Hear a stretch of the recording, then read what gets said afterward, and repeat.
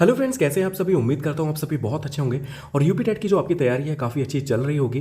काफ़ी गैप हो गया, मेरी तबीयत थोड़ी सी ख़राब हो गई थी क्योंकि ट्रैवल वगैरह करना पड़ा था, तो थोड़ा सा तबीयत ख़राब था। लेकिन अब मैं आ गया हूँ। लास्ट जो आपका पेपर मैंने कराया था वो 2013 या 14 का कराया था मैंने। ये जो आपका पेपर आज का है ये 2021 का पेपर है और ये वो वाला पेपर है जो पेपर आउट हो गया था, यानी कि निरस्त कर दिया गया था, कैंसिल कर दिया गया था, फिर दोबारा पेपर कराया गया था। तो उम्मीद है कि इससे काफ़ी क्वेश्चन रिपीट हो सकते हैं, तो इसलिए मैं ये पेपर लेके आया हूँ आपके लिए। तो देख लेते हैं इस पेपर को। इसमें जो पहला प्रश्न आया था वो था कि निम्नलिखित में से कौन सा थॉर्नडाइक द्वारा दिया गया अधगम का मुख्य नियम नहीं है। यानी कि अधगम के कौन कौन से नियम थॉर्नडाइक ने दिए, आप सभी को पता होगा, मैंने आपको पढ़ाया भी है। ठीक है, नोट्स में ये चीज़ मैंने आपको बताई थी कि थॉर्नडाइक जो थे इन्होंने सीखने के कई सारे नियम दिए। 3 मुख्य नियम थे उसमें से और 5 गौण नियम थे। तो 3 मुख्य नियम कौन से थे, ट्रिक मैंने आपको बताई थी कैसे याद रखेंगे। टैप से याद रखेंगे, TAP।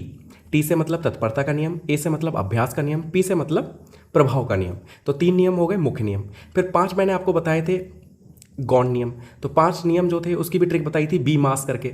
ठीक है, तो बहु अनुक्रिया का नियम था, मनोवृत्ति का नियम था, आंशिक क्रिया का नियम था, ऐसे करके वो 5 आपको बताए थे। ठीक है, सादृश्यता का नियम, ये सारे तो 5 वो बताए थे आपको। ठीक है, तो दोनों ही हमने याद कराए थे आपको, तो दोनों अच्छे से याद कर लेना कि मुख्य नियम कौन से हैं और गौण नियम कौन से हैं।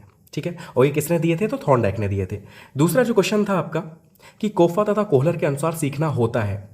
तो कोफा तथा कोहलर हमने इनका नाम कहाँ पे सुना है, तो जब हम संज्ञानात्मक विकास की बात कर रहे थे तब हमने कोहलर का नाम सुना था, कोफा का नाम सुना था। ठीक है, तो इनके सिद्धांत को हम किस नाम से जानते थे, सूझ के द्वारा सीखने का जो सिद्धांत था वो कोहलर ने दिया था। ठीक है, सूझ का सिद्धांत कहते थे कोहलर के सिद्धांत को। तो उससे ही क्लियर हो जाएगा कि कोफा तथा कोहलर के अनुसार सीखना कैसे होता है, सूझ द्वारा होता है। ठीक है, चिंपैंजी जो सुल्तान जिसका नाम था उसके ऊपर इन्होंने प्रयोग किया था कोहलर ने। ठीक है, इन सभी को गेस्टाल्टवादी कहा जाता है। ठीक है, कोफा कोहलर इन सभी को क्या कहते हैं, गेस्टाल्टवादी कहते हैं।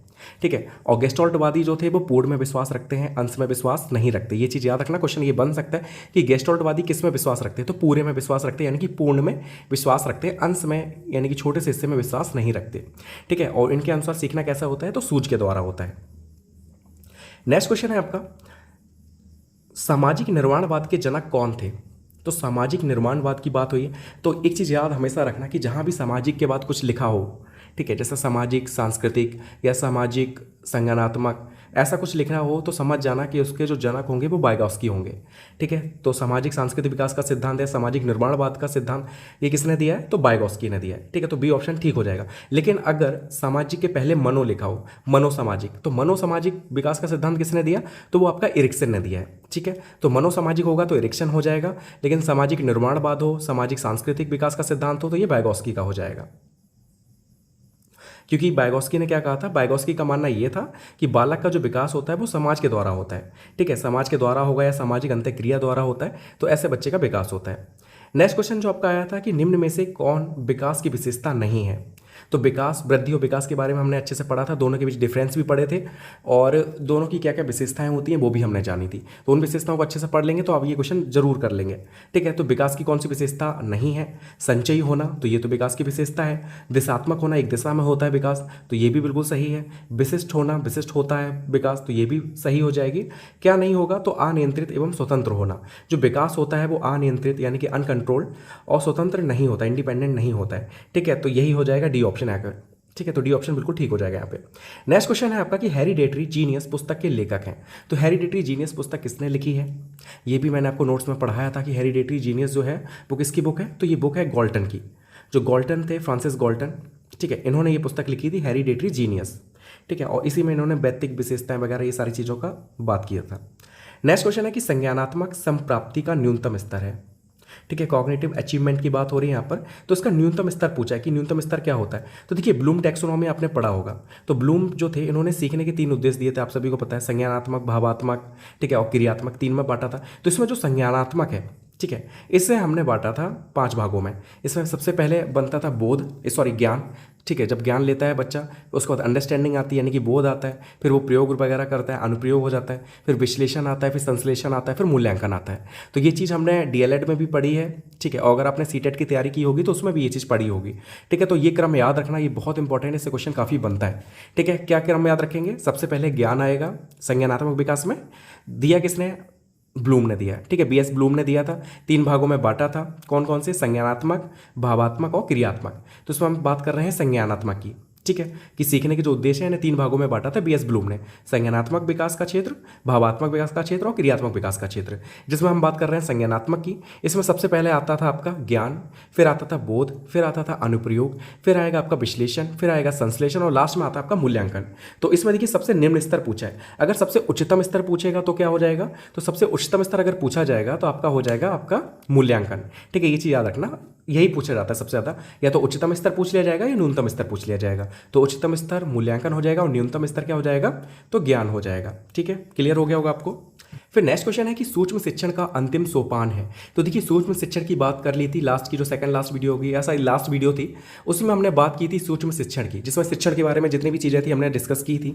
तो सूक्ष्म शिक्षण यानी कि माइक्रो टीचिंग की भी बात की थी हमने, और उसमें जो भी चीज़ें आती थी उन सभी की बात करी, जो साइकिल उसमें बन रही थी उसकी हमने बात की थी कि सूक्ष्म शिक्षण जो है उसका टाइम हमने पढ़ा था 36 मिनट, और हमने जाना था कि उसका जो अंतिम सोपान है वो है आपका पुनः प्रतिपुष्टि, यानी कि रीफीडबैक जो है इसका अंतिम सोपान हो जाएगा। सबसे पहले हम क्या करते हैं, तो सबसे पहले हम लोग पाठ योजना बनाते हैं, उसके बाद फिर हम शिक्षण करते थे, फिर हम प्रतिपुष्टि करते हैं यानी कि फीडबैक लेते हैं, उसके बाद हम पुनः योजना बनाते हैं कि हमें जो फीडबैक मिला हमें समझ में आ गया कि हमें कितनी गलतियां हुई हैं, क्या क्या गलतियां हो रही, फिर हम क्या करेंगे, पुनः योजना बनाएंगे, पुनः शिक्षण करेंगे और लास्ट में पुनः फीडबैक लेंगे। ठीक है, तो लास्ट जो हो जाएगा आपका सोपान वो क्या हो जाएगा, पुनः प्रतिपुष्टि हो जाएगा, यानी कि रीफीडबैक हो जाएगा। ठीक है, क्लियर हो गया। नेक्स्ट क्वेश्चन है कि गिलफोर्ड के अनुसार अपसारी चिंतन में आवश्यक है। तो देखिए चिंतन के बारे में हम बात करें तो चिंतन 2 टाइप का है, एक होता है अपसारी चिंतन, एक होता है अभिसारी चिंतन। अपसारी चिंतन ये होता है कि एक क्वेश्चन ऐसा पूछा जाए आपसे जिसके कई सारे आंसर निकल रहे हो। ठीक है, यहाँ पे आपको सोचने का बहुत अच्छा मौका मिल रहा है। ठीक है, बहुत सारी चीज़ें आप सोच सकते हैं उस चीज़ के बारे में, कि आपसे पूछ लिया जाए कि आप इस देश का विकास कैसे कर सकते हैं, तो आपके मन में बहुत सारे जवाब होंगे, बहुत सारे सवाल होंगे। और तो ये जो क्वेश्चन होता है ये कैसा हो जाएगा क्वेश्चन, तो ये हो जाएगा आपका अपसारी क्वेश्चन। ठीक है, ये हम कह सकते हैं यहाँ पे आप कैसा चिंतन कर रहे हैं, तो अपसारी चिंतन कर रहे हैं। लेकिन ऐसा क्वेश्चन पूछा जाए जिसका सिर्फ एक जवाब हो, फिक्स जवाब हो, तो वहाँ पे आपको सोचने का मौका नहीं मिलता है इतना। ठीक है, तो उसका एक ही जवाब है, तो वहाँ पे आप जो चिंतन करेंगे वो आपका चिंतन कहलाएगा अभिसारी चिंतन। जैसे पूछ लिया जाए कि भारत की राजधानी क्या है, तो सीधा सा है कि दिल्ली ही राजधानी। अब इसमें आप सोचेंगे थोड़ा ना कि बहुत सारे जवाब मिल रहे हो, तो ऐसा तो नहीं है, एक ही जवाब मिल रहा है, तो यहाँ पे अभिसारी चिंतन होगा। ठीक है, तो गिलफोर्ड के अनुसार अपसारी चिंतन में क्या आवश्यक है, अपसारी चिंतन की बात हो रही है तो सबसे ज़्यादा आवश्यक हो जाएगा विचार प्रभाव, यानी कि बी ऑप्शन जो है बिल्कुल ठीक हो जाएगा। श्रेणीकरण नहीं होगा, अंकगणितीय तर्क नहीं होगा, एक समाधान ये भी नहीं होगा। एक समाधान किसमें हो सकता था, अभिसारी चिंतन लिखा होता तो उसमें एक समाधान हो जाता, लेकिन जिसमें बहुत सारे जवाब निकल सकते हैं तो उसमें क्या हो जाएगा, विचार प्रभाव, कि आपके अंदर कितने विचार बनते हैं किसी चीज़ को लेकर, तभी आप अपसारी चिंतन कर सकते हैं। ठीक है, तो क्लियर हो गया। नेक्स्ट क्वेश्चन है आपका कि मस्तिष्क उद्वेलन विधि के प्रतिपादक कौन है। तो ये क्वेश्चन पहले भी 1-2 बार रिपीट हो चुका है, तो हम फिर से जान लेते हैं कि जो मस्तिष्क उद्वेलन विधि है इसके जो प्रतिपादक हैं ये है आपके ऑसबॉर्न।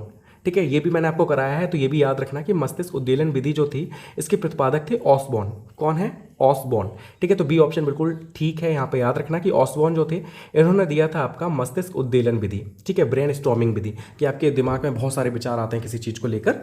ठीक है, कोई समस्या आपके सामने रख दी जाए तो आप क्या करते हैं, इधर उधर से तोड़ फोड़ के उसे सॉल्व करने की कोशिश करते हैं, बहुत सारे विचार आपके मन में उत्पन्न होते हैं। ठीक है, तो ये हो जाएगा आपका ब्रेन स्टॉर्मिंग, मस्तिष्क उद्वेलन। नेक्स्ट क्वेश्चन है आपका प्रासंगिक अंतर्बोध परीक्षण से कौन संबंधित है, यानी कि टीएटी परीक्षण की यहाँ पे बात हो रही है जो हमने पढ़ा था। ठीक है, टीएटी परीक्षण हमने अच्छे से जाना था, तो ये किसने दिया था, तो मॉर्गन एवं मुरे ने दिया था। तो यहाँ पर क्या ऑप्शन ठीक हो जाएगा, ए और बी दोनों हो जाएगा, यानी कि सी ऑप्शन बिल्कुल ठीक हो जाएगा। टीएटी परीक्षण की बात की थी जिसमें 31 कार्ड होते थे। ठीक है, तो 10 जो होते थे जिसमें महिलाओं के लिए कार्ड होते थे, 10 जो पुरुषों के लिए होते थे, और 10 कार्ड ऐसे होते थे जो दोनों पर यूज़ किए जाते थे, और एक कार्ड जो होता था वो सादा होता था। ठीक है, तो ऐसे ही कार्ड थे, इनके बारे में अच्छे से याद रखना। और ये किसने दिया था, तो मॉर्गन एवं मुरे ने दिया था टीएटी परीक्षण। और ये किससे रिलेटेड परीक्षण है, तो ये व्यक्तित्व से संबंधित परीक्षण है। ठीक है, व्यक्तित्व परीक्षण की बात कर रहे हैं। नेक्स्ट क्वेश्चन है कि सृजनात्मक चिंतन की प्रथम अवस्था कहलाती है। तो यहाँ सृजनात्मक चिंतन की बात हो रही है। जब भी आप सृजनात्मक चिंतन करेंगे तो उसकी जो पहली अवस्था होती है वो होती है आपकी प्रिपरेशन, कि आप तैयारी कैसे करते हैं, आयोजन कैसे करते हैं। तो यहाँ पे ए ऑप्शन ठीक हो जाएगा। अगर हिंदी में आपको चीज़ें क्लियर ना हो तो इंग्लिश वाला जो ऑप्शन है उसे अच्छे से देख लेना। कई बार होता है कि हिंदी बहुत टफ लिख देता है। ठीक है, क्योंकि हिंदी में क्या कई सारे होते हैं जवाब। ठीक है, हर चीज़ का सिनोनिम मिल जाता है, तो आपको इंग्लिश जरूर देखनी, इंग्लिश से आपको क्लियर हो जाएगा। ठीक है, नेक्स्ट क्वेश्चन है कि उद्दीपक अनुक्रिया सिद्धांत का प्रतिपादन किसने किया। ये तो हमने अच्छे से जाना था जब हम सिद्धांत पढ़ रहे थे। ठीक है, सीखने के सिद्धांत हम जान रहे थे, तो हमने जाना था कि उद्दीपक अनुक्रिया सिद्धांत, यानी कि अगर शॉर्ट में भी देखें तो एसआर थ्योरी की बात हो रही है। और ये किसने दिया था? तो थॉर्नडाइक ने दिया था। और थॉर्नडाइक ने किसके ऊपर प्रयोग किया था? तो बिल्ली के ऊपर प्रयोग किया था। ठीक है, तो ए ऑप्शन बिल्कुल ठीक हो जाएगा। 3 नियम जो दिए थे इन्होंने, मुख्य नियम, वो क्या थे? तत्परता का नियम, अभ्यास का नियम और प्रभाव का नियम। ठीक है, ये भी चीज़ याद रख लेना। नेक्स्ट क्वेश्चन है आपका कि कौन से कारक अधिगम को प्रभावित करते हैं। ठीक है, तो कई सारे कारक हमने पढ़े थे। ठीक है, नोट्स में आपने बहुत सारे कारक आपको पढ़ाए थे कि जो अधिगम को प्रभावित करते हैं। तो देखिए, व्यक्तिगत कारक नॉर्मल सी बात है, ये भी प्रभावित करेंगे व्यक्तिगत कारण। ठीक है, तो नेक्स्ट है वातावरण संबंधित कारक। तो वातावरण संबंधित कारक जो होते हैं ये भी प्रभावित करते हैं, क्योंकि होता क्या है कि बारिश हो रहा, ठीक है, आंधी तूफान आना, तो ये आपको डिस्टर्ब कर सकते हैं किसी चीज़ को सीखने में। फिर आपका सामाजिक कारक, तो ये भी प्रभावित करते हैं। तो उपयुक्त सभी हो जाएगा, डी ऑप्शन यहाँ पे बिल्कुल ठीक हो जाएगा। नेक्स्ट क्वेश्चन है कि बहुबुद्धि सिद्धांत किसने दिया? तो बहुबुद्धि सिद्धांत किसने दिया था? तो ये तो हमने बहुत अच्छे से पढ़ा था जब हम बुद्धि के सिद्धांत पढ़ रहे थे। तो बहुबुद्धि सिद्धांत जो है वो गॉर्डनर का है। ठीक है, किसका है? गॉर्डनर का है। ठीक है, तो सी ऑप्शन यहाँ पे बिल्कुल ठीक हो जाएगा। नेक्स्ट क्वेश्चन है कि स्पीयरमैन ने दिया। तो स्पीयरमैन ने बुद्धि का कौन सा सिद्धांत दिया था? ये तो हमने बहुत अच्छे से जाना था कि स्पीयरमैन ने बुद्धि का द्विकारक सिद्धांत दिया था। तो यहाँ पे ए ऑप्शन जो है बिल्कुल ठीक हो जाएगा। स्पीयरमैन ने बुद्धि का द्विकारक सिद्धांत दिया था। फिर नेक्स्ट क्वेश्चन है कि प्रोजेक्ट विधि संबंधित है। तो प्रोजेक्ट विधि की अगर हम बात करें तो शिक्षण वाला जो मैंने लास्ट वीडियो डाला था उसमें बताया था कि प्रोजेक्ट विधि किसने दी है, और हमने डीएलएड में ये पढ़ा है। ठीक है, प्रोजेक्ट विधि के बारे में। तो प्रोजेक्ट विधि जो है वो किलपैट्रिक की है। ठीक है, तो प्रोजेक्ट विधि से संबंधित कौन होगा? किलपैट्रिक हो जाएंगे। नेक्स्ट क्वेश्चन है कि पाठ योजना में छात्र के पूर्व अधिगम से संबंधित है। तो पाठ योजना में छात्र के पूर्व अधिगम से संबंधित क्या हो जाएगा? तो ये चीज़ भी हमने शिक्षण वाले जो वीडियो था उसमें ये जाना था कि पाठ योजना में छात्र के पूर्व अधिगम से संबंधित, यानी कि पहले से वो कितना जानता है। तो ये आप कैसे पता करेंगे किसी से संबंधित होगा? तो प्रस्तावना प्रश्न से संबंधित होगा। जब आप प्रस्तावना प्रश्न करेंगे उससे आपको पता चल जाएगा कि पूर्व ज्ञान कितना है बच्चे के अंदर उस चीज़ को लेकर। ठीक है, उस टॉपिक को लेकर। ठीक है, नेक्स्ट क्वेश्चन है कि चूज द रॉन्ग स्टेटमेंट, यानी कि गलत वाक्य को चुनना है। छात्र सबसे अच्छा स्वाभाविक वातावरण में सीखते हैं। छात्र सबसे अच्छा करके सीखते हैं। छात्र सबसे अच्छा खेल खेल में सीखते हैं। छात्र सबसे अच्छा नियंत्रित वातावरण में सीखते हैं। तो देखिए, गलत वाक्य चुनना है आपको। और देखिए, बच्चे को कभी भी आपको कंट्रोल नहीं करना है, ना मारना है, ना डांटना है, ना पीटना है। ठीक है, ना ही गुस्सा करना है, ना ही ऐसे दिखाना कि आप डिक्टेटर हैं। ठीक है, आप निर्देश दे रहे हैं, ऐसा भी नहीं करना। तो जब भी ऐसे ऑप्शन दिखें समझ जाना कि वही आंसर बिल्कुल गलत होगा, यानी कि अगर गलत पूछा जाएगा तो वो सही हो जाएगा। ठीक है, तो यहाँ पे क्या है, आपको क्या देखना है? आपको ये देखना है कि कोई भी ऑप्शन ऐसा ना हो जो नेगेटिव वाइब दे रहा हो। नेगेटिव वाइब दे रहा है तो वही आंसर सही हो जाएगा। तो देखिए, छात्र जो है सबसे अच्छा स्वाभाविक वातावरण में सीखते हैं, तो सही है। अगर उन्हें जैसा वातावरण मिल रहा है स्वाभाविक वातावरण, तो वो सीखेंगे, सही है। सबसे अच्छा करके सीखते हैं, हाँ, करके भी बच्चे सबसे ज़्यादा सीखते हैं। फिर तीसरा है कि छात्र सबसे ज़्यादा खेल खेल में सीखते हैं, तो हाँ, खेल खेल में भी सबसे ज़्यादा बच्चे सीखते हैं। लेकिन छात्र सबसे अच्छा नियंत्रित, यानी कि कंट्रोल वातावरण, यहाँ पे आपने कंट्रोल कर रखा हो बच्चे को कि नहीं इतने टाइम पे बस इतनी चीज़ सीखनी है, उसका फिर इतनी चीज़ सीखनी, तो वहाँ पे बच्चा अच्छे से नहीं सीख पाता चीज़ों को। तो डी ऑप्शन जो है बिल्कुल गलत वाक्य हो जाएगा यहाँ पर। नेक्स्ट क्वेश्चन है आपका, संविधान के किस संशोधन में शिक्षा के अधिकार पर बल दिया गया? तो ये आप सभी को पता होगा, कई बार हमने ये डिस्कस कर चुके हैं। ठीक है, पॉलिटी में भी ये चीज़ पढ़ी होगी आपने। तो इसका सही आंसर हो जाएगा 86वां संविधान संशोधन 2002 में जो हुआ था, उसमें शिक्षा के अधिकार पर बल दिया गया था। फिर नेक्स्ट क्वेश्चन है कि शिक्षण के कार्य में संबंधित है मूल्यांकन कार्य, उपचारात्मक कार्य, निदानात्मक कार्य, उपयोग सभी। तो उपयोग सभी हो जाएगा, क्योंकि मूल्यांकन भी हम करते हैं, उपचारात्मक भी करते हैं, निदान भी करते हैं। ठीक है, कमजोरियों का पता लगाते हैं बच्चों का, फिर उसे दूर करने की कोशिश करते हैं, वो उपचार में आ जाएगा। निदान में हम पता लगाने की कोशिश करते हैं कि क्या क्या दिक्कत है, क्या दिक्कत हो रही है, ये सारी चीज़ें। तो उपयोग सभी हो जाएगा। नेक्स्ट क्वेश्चन है कि शिक्षण सबसे कम प्रभावशाली होगा जब शिक्षक एकाधिकारवादी होगा, विद्यार्थी निष्क्रिय रहेंगे, केवल लिखने पर बल हो। तो सभी सही हो जाएगा इसका। ठीक है, अगर शिक्षक जो है, टीचर जो है, वो एकाधिकारवादी होगा, सिर्फ अपनी चलाएगा, बच्चे की नहीं सुनेगा, तो भी बच्चे जो हैं वो कम सीखेंगे, शिक्षण प्रभावशाली नहीं होगा। बच्चे निष्क्रिय रहेंगे, मतलब मजे ही नहीं ले रहे हैं, पढ़ने की कोशिश ही नहीं कर रहे हैं, तब भी प्रभावशाली नहीं होगा। तो उपयुक्त सभी इसका सही आंसर हो जाएगा। नेक्स्ट क्वेश्चन है आपका, भाषा रूपांतरण सिद्धांत किसने दिया? तो ट्रांसफॉर्मेशनल ग्रामर जो सिद्धांत है वो किसने दिया है? भाषा रूपांतरण सिद्धांत किसने दिया है? तो ये चॉम्स्की ने दिया। तो भाषा से संबंधित जो भी सिद्धांत आएगा क्लियर रखना कि भाषा विकास का जो सिद्धांत है वो चॉम्स्की ने दिया था। ठीक है, तो नॉम चॉम्स्की जो थे इन्होंने भाषा विकास का सिद्धांत दिया था। ठीक है, तो बी ऑप्शन यहाँ पे ठीक हो जाएगा। और इन्होंने जो कहा था वो कहा था कि भाषा अर्जन करने की जो क्षमता होती है बचपन से ही बच्चे में होती है। ठीक है, ये इनका कहना था। नेक्स्ट क्वेश्चन है कि शारीरिक गठन के संदर्भ में कौन सा सही नहीं है? Mesomorphic, antagonistic, ectomorphic, endomorphic. तो ये चीज़ हमने पढ़ी थी। ठीक है, व्यक्तित्व जब हम पढ़ रहे थे तो ये चीज़ हमने जानी थी कि एंडोमॉर्फिक भी पढ़ा था, एक्टोमॉर्फिक भी पढ़ा था और मेसोमॉर्फिक भी पढ़ा था। कौन सा नहीं पढ़ा था? तो एंटागोनिस्टिक जो था वो हमने नहीं पढ़ा था। ठीक है, तो सेल्डन जो थे इन्होंने 3 प्रकार के व्यक्तित्व बताए थे, आप सभी को पता होगा। ठीक है, ये चीज़ मैंने आपको पढ़ाई थी। तो इन्होंने 3 प्रकार के जो व्यक्तित्व बताए, इसमें मेसोमॉर्फिक था, जो व्यक्ति गठीले होते थे, मजबूत शरीर वाले होते थे, तो मेसोमॉर्फिक में थे। ठीक है, एक्टोमॉर्फिक में दुबले पतले व्यक्ति आते थे, कमजोर शरीर वाले। और फिर आता था एंडोमॉर्फिक, ऐसे व्यक्ति जो थे वो गोल मटोल नरम टाइप के होते थे, है ना। तो ये सारे थे। नेक्स्ट क्वेश्चन है कि निम्नवत में अभिप्रेरणा के घटकों की पहचान कीजिए। अब प्रेरणा के घटक की बात की जा रही है तो आवश्यकता, अंतर्नोद यानी कि ड्राइव, प्रोत्साहन, तो ये तीनों ही चीज़ें जो हैं हमें उनकी आवश्यकता रहती है, तो उपयुक्त सभी इसका सही आंसर हो जाएगा। नेक्स्ट क्वेश्चन है कि मनोविश्लेषणात्मक सिद्धांत के प्रतिपादक हैं। तो मनोविश्लेषणात्मक जो सिद्धांत है वो आपका सिगमंड फ्राइड का है। ये चीज़ याद रखना, इंपॉर्टेंट सिद्धांत है, इसे अच्छे से जान लेना। ठीक है, सिगमंड फ्राइड ने कौन सा सिद्धांत दिया था? मनोविश्लेषणात्मक जो विकास का सिद्धांत था वो किसने दिया था? सिगमंड फ्राइड ने दिया था। नेक्स्ट क्वेश्चन है कि निम्नलिखित में से कौन स्किनर द्वारा प्रतिपादित अधिगम के सिद्धांत से संबंधित नहीं है? तो देखिए, स्किनर का जो सिद्धांत था सीखने का वो हमने पढ़ा था, जिसे हम लोग क्रिया प्रसूत अधिगम का सिद्धांत कहते हैं। ठीक है, तो उनके जो अन्य नाम पढ़े उससे ये सवाल क्लियर हो जाता।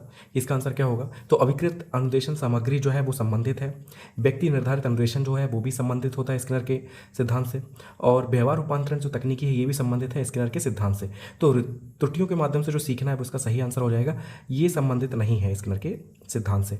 ठीक है, क्योंकि इनका जो सिद्धांत था वो सीखने पे बल देता था, करके सीखने पर। ठीक है, इंसान खुद करता था फिर उसके चीज़ों को सीखता था। ठीक है, नेक्स्ट क्वेश्चन है आपका कि विभिन्न योग्यताओं एवं रुचियों वाले विद्यार्थियों हेतु कौन सा मूल्यांकन अधिक उपयोगी होगा? देखिए, बहुत सारी योग्यताएं किसी बच्चे में, बहुत सारी रुचियां रखता है, तो ऐसे विद्यार्थियों के लिए जो सतत एवं व्यापक मूल्यांकन होता है वो सबसे ज़्यादा ठीक रहता है, क्योंकि टाइम टू टाइम होता रहता है। ठीक है, तो मूल्यांकन होता रहेगा हर चीज़ के, उनके हर पहलू का, तो यही सबसे सही हो जाएगा। तो डी ऑप्शन यहाँ पे ठीक हो जाएगा। नेक्स्ट क्वेश्चन है कि निम्न में से अनुदेशात्मक उद्देश्यों से संबंधित ब्लूम के वर्गीकरण के संज्ञानात्मक पक्ष से संबंधित नहीं है। तो देखिए, अभी थोड़ी देर पहले हमने क्लियर किया था जो संज्ञानात्मक पक्ष दिया था ब्लूम ने।